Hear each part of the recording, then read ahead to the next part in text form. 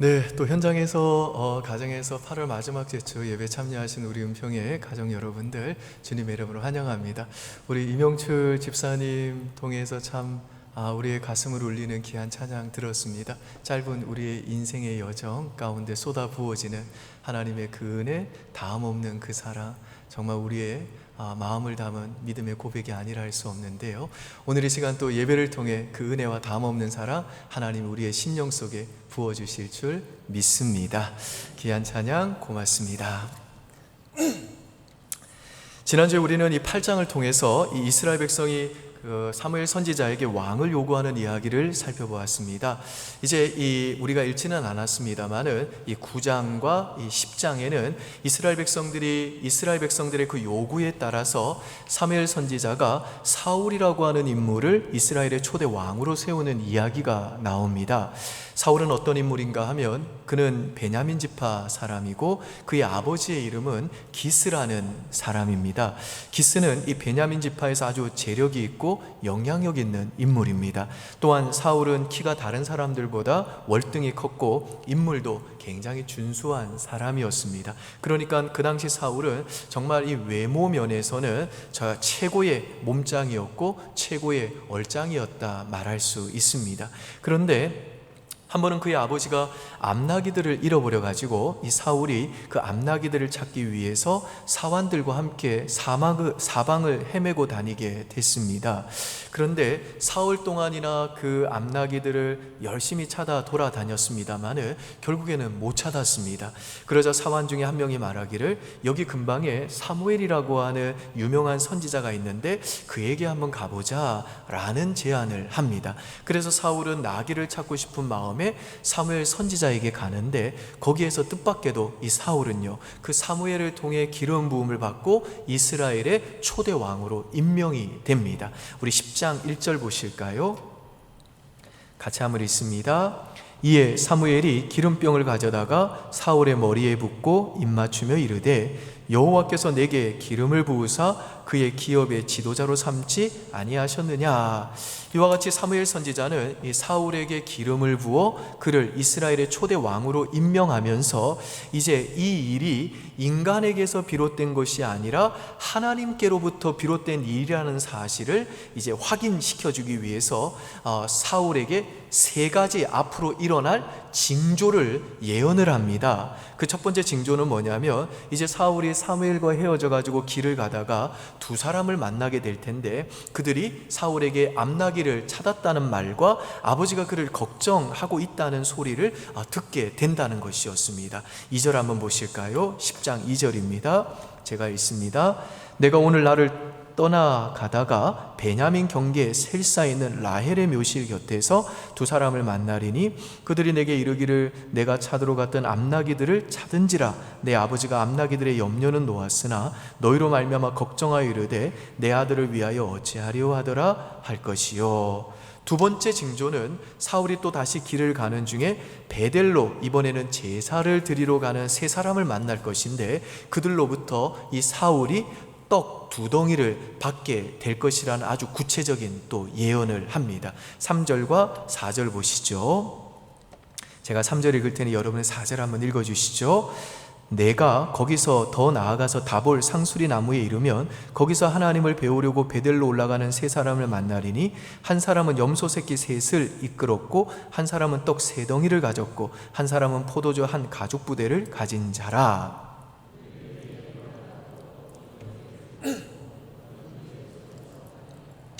세 번째 징조는 뭐냐면 그 이후에 또 사울이 이번에는 성읍으로 들어가게 되는데 이번에는 선지자의 무리를 그가 보게 될 것이고 사울에게도 예언의 영이 크게 임하게 된다는 것입니다. 5절과 6절인데요. 제가 5절 읽을 테니 여러분 6절 보시죠. 그 후에 내가 하나님의 산에 이르리니 그곳에는 블레셋 사람들의 영문이 있느니라. 내가 그리로 가서 그 성읍으로 들어갈 때에 선지자의 무리가 산당에서부터 비파와 소고와 저와 수금을 앞세우고 예언하며 내려오는 것을 만날 것이요.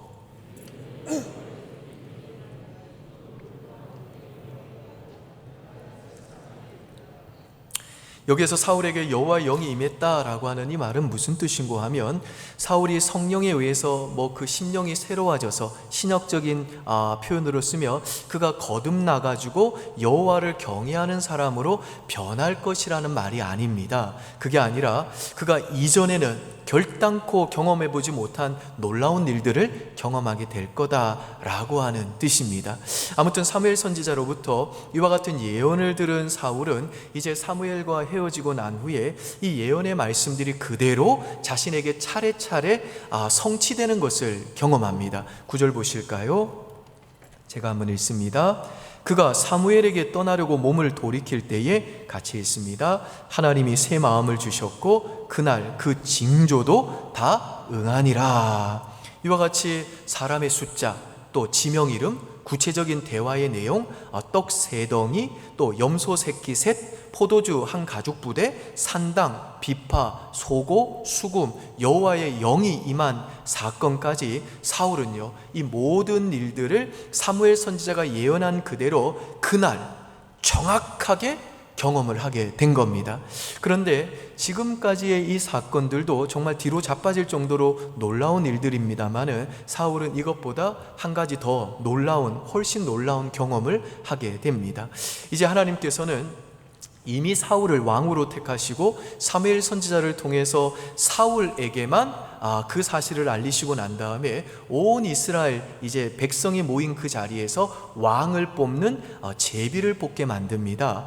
이스라엘은 12지파이기 때문에 그 확률은요, 일단은 12대 1이 되겠죠. 그런데 그 12지파가 제비를 뽑았는데 그 중에서 사울의 가문이 속한 베냐민 지파가 뽑혔어요. 아마도 그 베냐민 지파가 뽑힐 때 사울은요, 정말 가슴이 콩닥콩닥거리면서, 가슴이 두근두근 거리면서 이거 진짠가? 그런 생각을 했을 겁니다. 아무튼 12지파 중 베냐민 지파가 뽑히고 난 후에 이제 두 번째로 또 제비를 뽑았는데, 이번에는 베냐민 지파 중에서도 마드리 가문이 뽑힙니다. 이 마드리는 사울이 속한 가문이에요. 따라서 마드리의 가문이 뽑혔을 때 사울은 더 놀랬을 겁니다. 그리고 그 마드리의 가문 중에 또 제비를 뽑았는데 이번에는 기스의 아들인 사울이 정확하게 뽑힙니다. 우리 10장 19절에서 21절 한번 보실까요? 제가 한번 읽습니다. 너희는 너희를 모든 재난과 고통 중에서 친히 구원하여 내신 너희의 하나님을 오늘 버리고 이르기를 우리 위에 왕을 세우라 하는도다. 우리 같이 읽습니다. 시작. 그런즉 이제 너희의 지파대로 1000명씩 여호와 앞에 나오라 하고, 사무엘이 이에 이스라엘의 모든 지파를 가까이 오게 하였더니 베냐민 지파가 뽑혔고, 베냐민 지파를 그들의 가족별로 가까이 오게 하였더니 마드리의 가족이 뽑혔고, 그 중에서 기스의 아들 사울이 뽑혔으나 그를 찾아도 찾지 못한지라. 여러분, 지금 12지파에서 각각 이 1000명이 나와서 지금 한 사람을 뽑는 것이기 때문에 그 확률은요, 자그마치 12,000분의 1이 되는 것이죠. 그런데 그 12,000분의 1로 지금 사울이 뽑힌 겁니다. 그렇다면 사울이 요 앞에서 경험했던 세 가지 징조와 이 제비 뽑기가 이루어질 확률은 얼마일까요? 이건 12,000분의 1이 아니죠. 이건 진짜 불가능한 일인 겁니다. 따라서 이쯤 되면 사울은 정말 보이지 않는 그 하나님의 섭리의 손을 부인할 수 없었을 것이고, 그 하나님의 섭리의 정확함에 깜짝 놀랐을 것이고, 하나님이 정말 나를 이스라엘 왕으로 임명하신 것이 틀림이 없구나 라는 것을 인정할 수밖에 없었을 겁니다. 그리고 만약 그가 그것을 인정했다면요, 사울은 자기가 왕이 되고 난 다음에 전율했어야 마땅합니다. 하나님이 무서웠어야 된다는 겁니다. 하나님은 정말 굉장한 분이시구나. 하나님이 살아계신 게 맞구나. 하나님의 섭리는 이렇게 정확한 것이구나. 하나님의 주권과 하나님의 섭리는 그 어떤 누구도 거역할 수 없고 그 어떤 무엇도 대적할 수 없는 것이구나 라고 사울은 고백했어야 마땅합니다.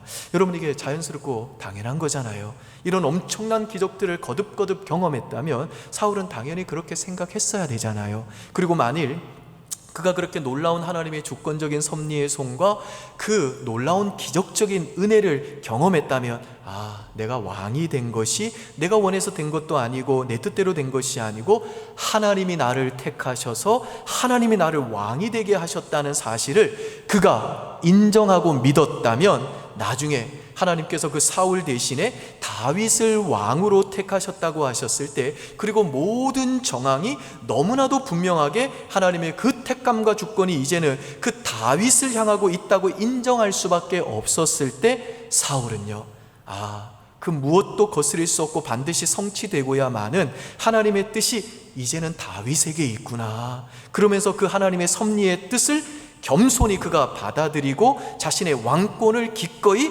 다윗에게 넘겨줬어야 했습니다. 하지만 이런 우리의 기대와는 달리 이후의 이야기를 보게 되면 사울은 그렇게 하지 않았고 오히려 다윗을 죽이는 일을 정말 그의 평생의 과제로 삼게 됩니다. 사울이 이토록 이렇게 다윗을 죽이겠다라고 하는 이 말은 무슨 뜻인가 하면, 내가 비록 하나님의 주권과 섭리라는 그 엄청난 기적의 사건을 경험했다 할지라도 나는 그 하나님을 거부하겠다, 나는 그 하나님을 대적하겠다 라고 하는 뜻이 되는 겁니다. 바로 이런 이유 때문에 여러 신학자들은 딱 단정해서 말하지는 않습니다만은 사울은 아마도 구원받지 못한 사람인 것 같다라고 말을 합니다. 왜냐하면 진정으로 거듭난 사람, 진정으로 구원받은 사람, 그래서 하나님을 진심으로 사랑하고 하나님을 경외하는 사람은요, 여전히 그 안에 죄와 부족함과 약함과 실패가 있지만 그럼에도 불구하고 하나님이 왕이십니다. 하나님이 나의 주인이십니다. 나는 그 하나님의 뜻과 섭리를 받아들이고 순종하겠습니다 라고 하는 이 거듭난 자들만이 가지고 있는 성향과 의지가 그 안에 있기 때문에 그렇습니다. 그런데 사울의 경우는 우리가 앞으로도 이제 살펴보겠습니다마는 애석하게도 종교심도 있고 종교적인 모습을 가지고 있음에도 불구하고 그는요, 그의 생애를 통해 단 한 번도 진심으로 회개한 적이 없는 인물입니다. 근데 정말 구원받은 사람은 어떤 사람인고 하면, 비록 내가 약하긴 하지만 또 자주 죄로 인해 실패로 인해 넘어지긴 하지만 그럼에도 불구하고 정말 그 하나님 앞에 죄를 짓고 나면 너무너무 부끄럽고, 나를 사랑하시는 또 내가 사랑하는 그 하나님의 마음을 내가 또 아프게 한 것 때문에 하나님 앞에 너무너무 죄송스럽고 또 하나님 앞에 너무너무 부끄러워서 그 죄를 결국에는 반드시 회개하게 되고 다시 하나님의 뜻을 따라 살고 싶은 이 거듭난 자가 가진 마음이 있다라는 겁니다.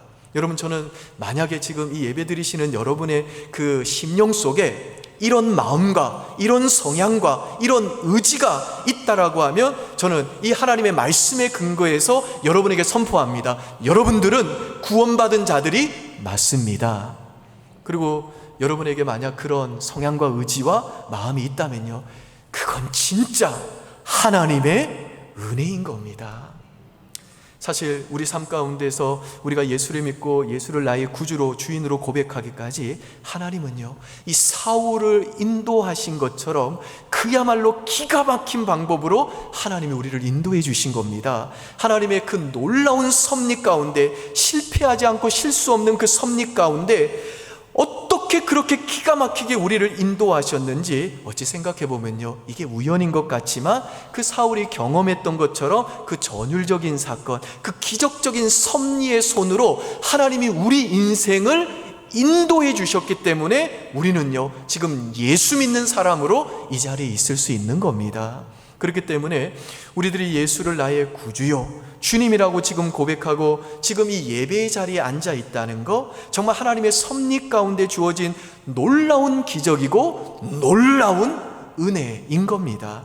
그리고 구원받은 우리의 삶은 지금 이 순간에도 절대로 실수 없는 이 하나님의 보이지 않는 이 섭리의 손, 이 전능한 하나님의 섭리의 손에 의해 보호받고 있고 또 인도받고 있고, 결국에는 우리의 구원이 저 완성되는 저 새하늘과 새 땅까지 이 섭리에 의해서 반드시 가게 되어 있는 겁니다. 믿습니까, 여러분? 아멘. 여러분, 이 섭리라고 하는 말에는 미리 보고 준비한다 라고 하는 뜻이 담겨져 있습니다. 그러니까 우리 하나님은 어떤 분이시냐, 우리 인생사에서 일어나는 모든 것들을 다 보시고 전체를 다 종합해 가지고 하나님이 기뻐하시는 그 최선으로 우리 인생을 다스려 가시고 이끌어 가시는데 우리는 이것을 가리켜서 섭리라고 부르는 겁니다.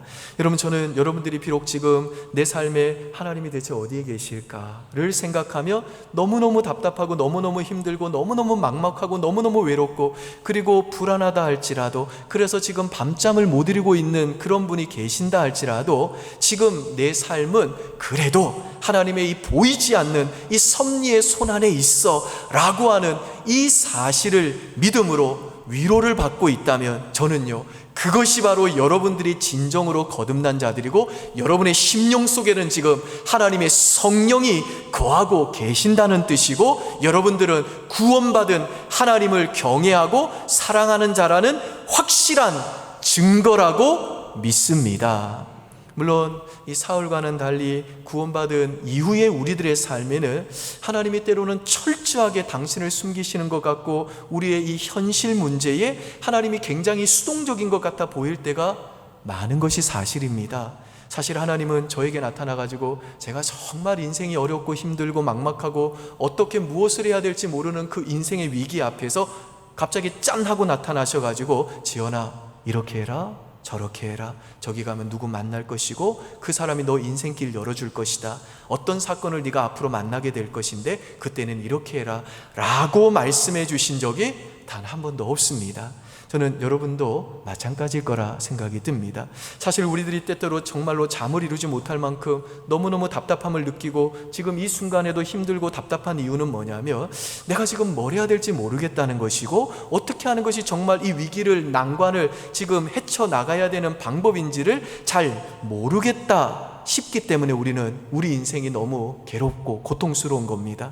그래서 어떤 때는요, 하나님이 정말 한 번 정도는 짠하고 나타나셔가지고 이 사울에게 행했던 것처럼 우리에게도 너 이렇게 해라, 저렇게 해라, 이 길로 가면 길 열린다, 꼭 좀 구체적으로 말씀해 주셨으면 좋겠습니다. 그런데 하나님은요, 꼭 그럴 때는 숨어 계신 것 같고 너무너무 수동적인 것처럼 느껴집니다. 그래서 이스라엘 백성이 정말 하나님의 그 주권적인 전능한 섭리의 손을 통해, 출애굽을 통해 하나님의 그 놀라운 주권과 권능과 섭리의 손으로 구원받았음에도 불구하고 막상 그들이 광야를 통과할 때는요, 당장에 먹을 게 없고 마실 물이 없자 하나님을 향해 원망과 불만을 쏟아낸 것처럼 우리들도요, 그렇게 크신 하나님의 섭리의 손으로 구원받은 하나님의 백성이 되고 나서도 일명 돈 문제, 먹고 사는 문제 때문에 하나님이 먹고 사는 문제에 하나님이 너무너무 수동적인 것처럼 느껴지며 그 이스라엘 백성처럼 하나님께 원망과 불평을 쏟아낼 수밖에 없는 겁니다.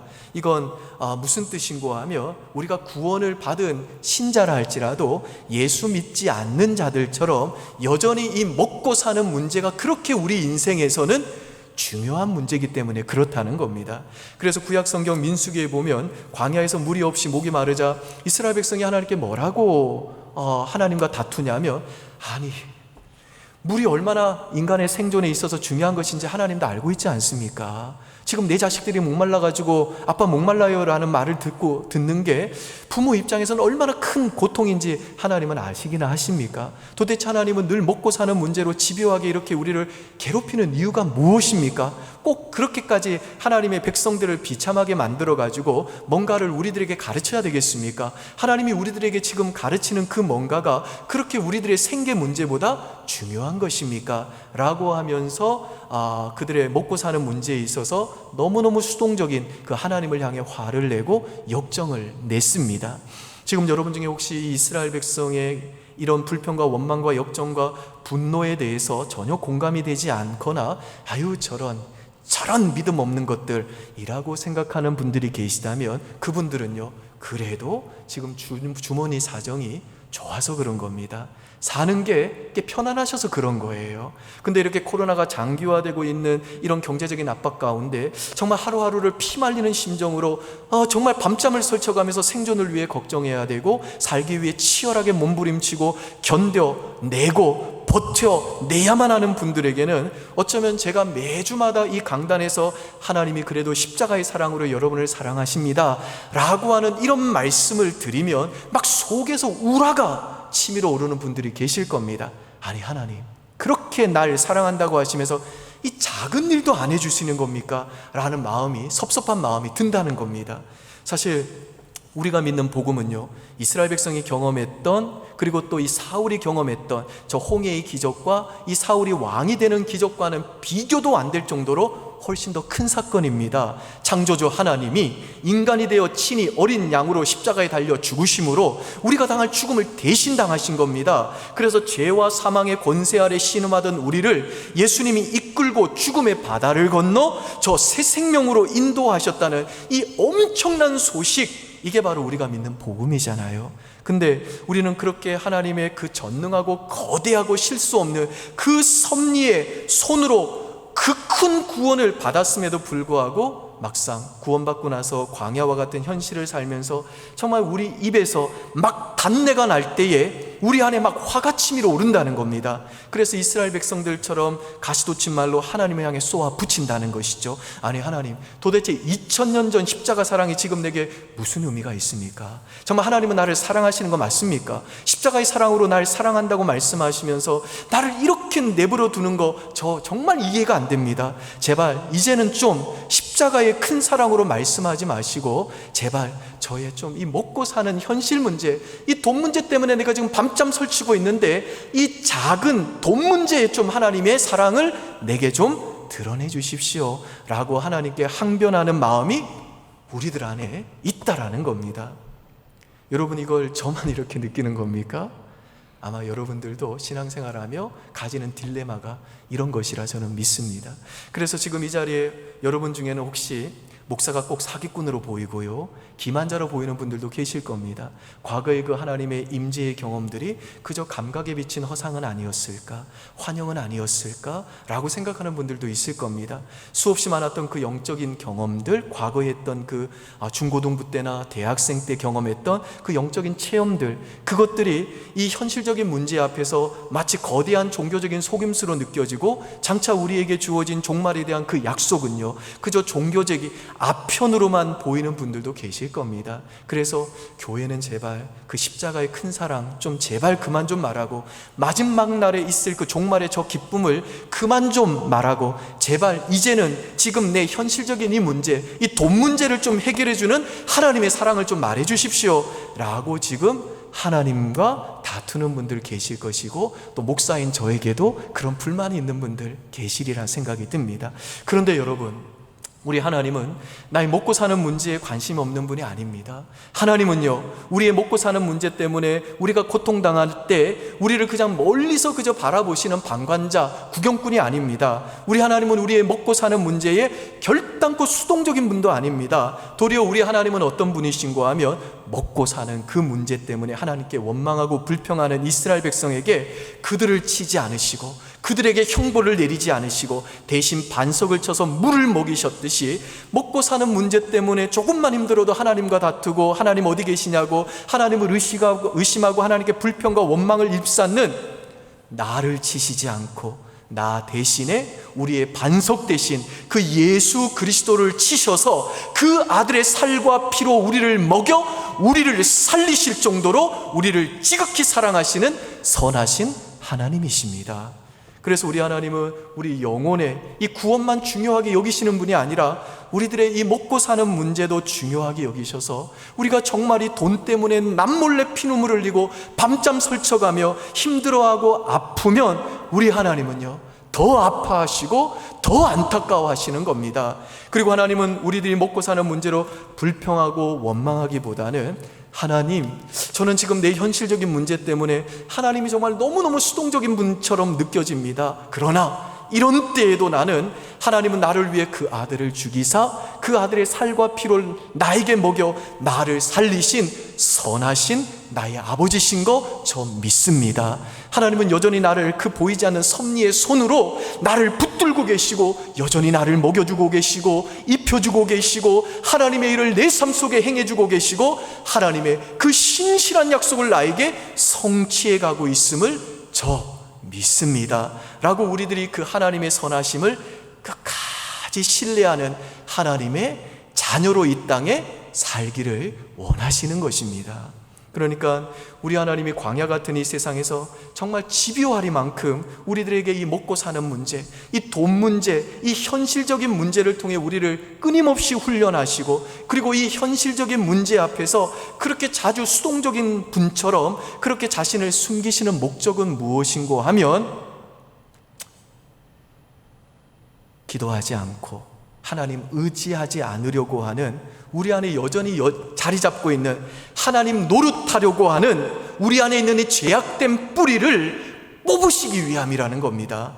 그래서 우리들이 그 하나님의 자리에서 내려와서 정말 겸손하게 피조물의 그 자리를 지키고 하나님을 전적으로 전폭적으로 의지하는 하나님의 자녀, 하나님의 백성으로 만들어가기 원하신다는 겁니다. 믿으시나요, 여러분? 아멘. 여러분, 저는 오늘 이 예배를 드리고 계시는 여러분들이 자기 인생에 대해서 얼마나 자신감이 있는지 모르겠습니다. 근데 여러분, 오늘 우리 임 집사님 찬양했던 것처럼 찬찬히 그 짧은 인생 되돌아보시죠. 잘 생각해 보십시오. 여러분은 여러분의 인생에서 여러분이 주도권을 가지고 여기 와 있지 않은 겁니다. 사실 우리 모두는요, 우리들의 인생에서 굉장히 능동적이고 적극적인 것 같지만 사실은 굉장히 수동적입니다. 우리 대부분의 인생은 떠밀려서 사는 인생이라는 겁니다. 기본적으로 인생이 수동적이라고 하는 이 사실을 참 우리가 받아들이기 어렵고, 이게 굉장히 우리에게는 자존심 상하는 말입니다만은, 근데 우리들이 이걸 깊이 깨달을 때가 언제냐면 아이를 낳고 키울 때입니다. 아이를 낳고 키우다 보면요, 아이를 향해서 내가 결단코 주도적이지 못하다는 것을 절실하게 깨닫게 됩니다. 아이를 키우는 게 결코 내 마음대로 되지 않는다는 사실을, 아이를 키우는 데 있어서만큼은 내가 정말 수동적인 무력한 자라는 것을 깨달을 수밖에 없다는 겁니다. 여러분, 자식 농사 내 마음대로 됐습니까? 안 되지요. 내 뜻대로 애들이 커지나요? 안 되지요. 그런 면에서 볼 때 인생이 정말 잘하고 성숙해지려면 부모가 되어야 한다라는 것이 아마 그 말인 것 같습니다. 자식을 키우는 게 내 마음대로 안 되는 것처럼 우리 모두는요, 우리 인생을 살면서 주도적으로 여기까지 온 거 아닙니다. 이전에 교회의 어떤 깨어짐 때문에 이 자리에 나와 계신 분들도 계십니다. 고통스러운 인생의 부침 속에서 여기까지 밀려 오신 분들도 계세요.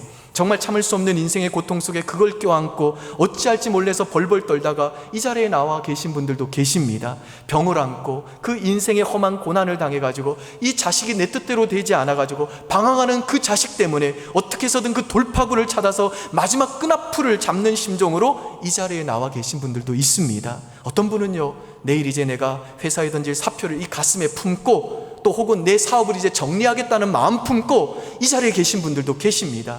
그렇게 우리는 힘겹게 여기까지 떠밀려서 수동적으로 온 겁니다. 여러분, 우리 인생이 이렇게 수동적일 수밖에 없는 이유가 뭘까요?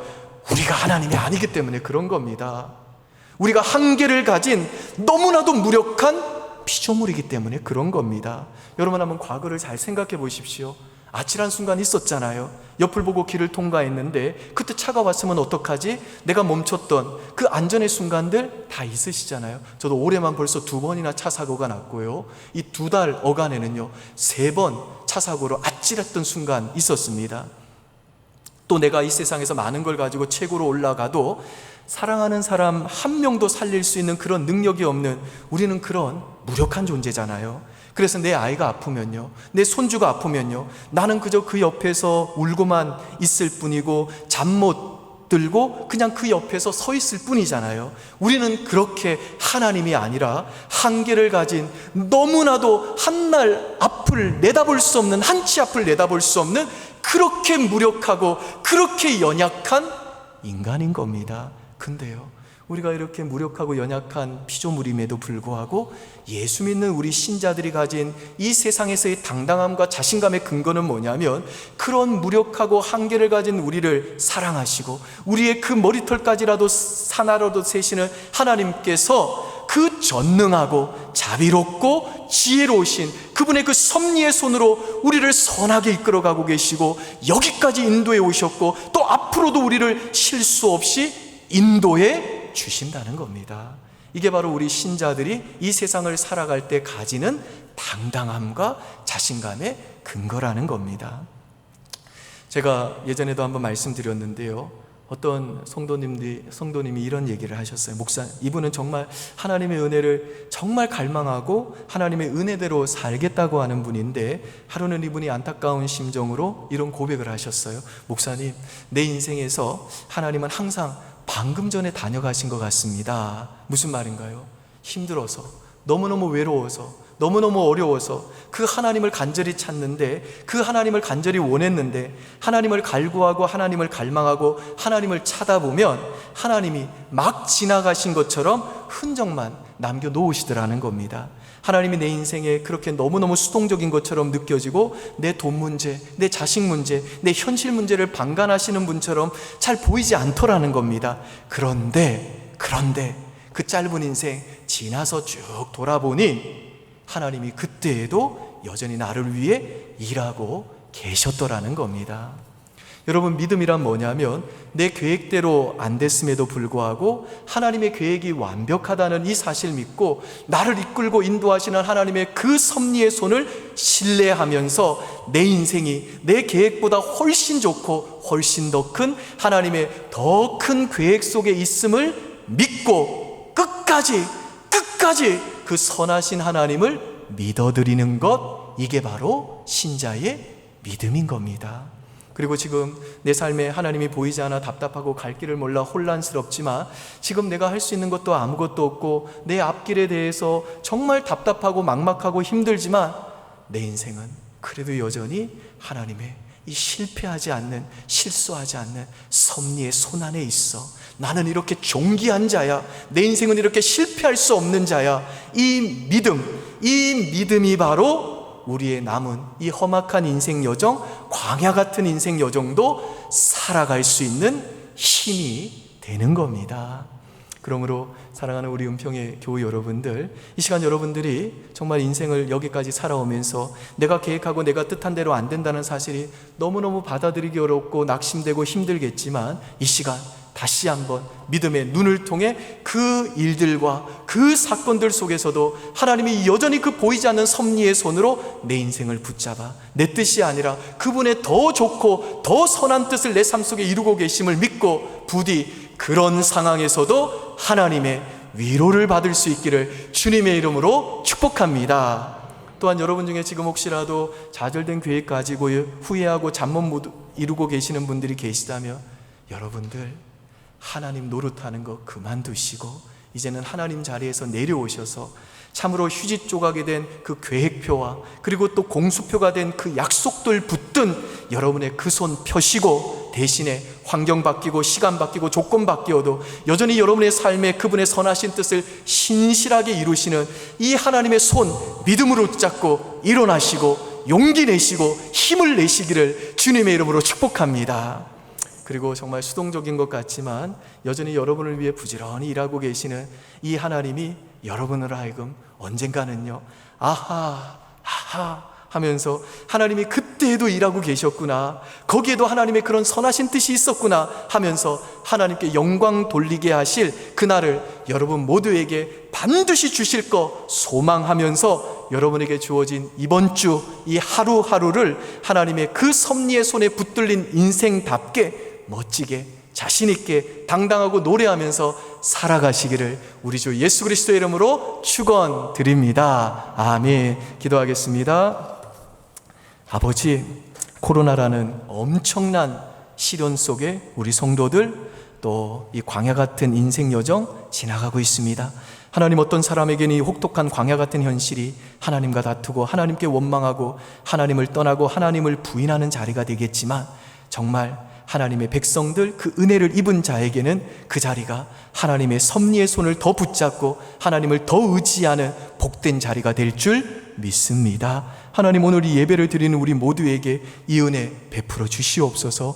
지금 이 코로나라는 광야 속에 정말 하루하루를 먹고 사는 문제로 인해 신음하고 정말 밤잠 설쳐가며 힘겹게 버텨내고 있는 우리 성도들에게 이 광야 같은 현실이 하나님과 다투고 하나님을 부인하는 자리가 아니라 하나님 자리에서 내려와 피조물의 자리에서 하나님 노릇 멈추고 겸손히 하나님을 더욱더 의지하고 하나님께 기도하는 자리가 되도록 하나님, 우리 성도들에게 은혜 내려 주시옵소서. 근데 하나님 하나님을 우리가 의심하고 하나님과 다투는 우리를 위해 정말 그 아들 예수님을 치사 그 아들의 살과 피를 우리에게 먹여 우리를 살리신 하나님의 이 선하심이 우리에게 믿어져야지, 이것이 우리의 믿음의 눈에 들어와야만 우리는 그 하나님의 선하심을 믿고 하나님께 기도할 수 있는 용기를 얻게 될 것이고, 나의 못난 모습에 낙심할 것이 아니라 나를 여전히 그 섭리의 손으로 붙잡고 인도하고 계시는 하나님의 그 선하심을 믿음으로 용기를 얻고 다시 일어나게 될 줄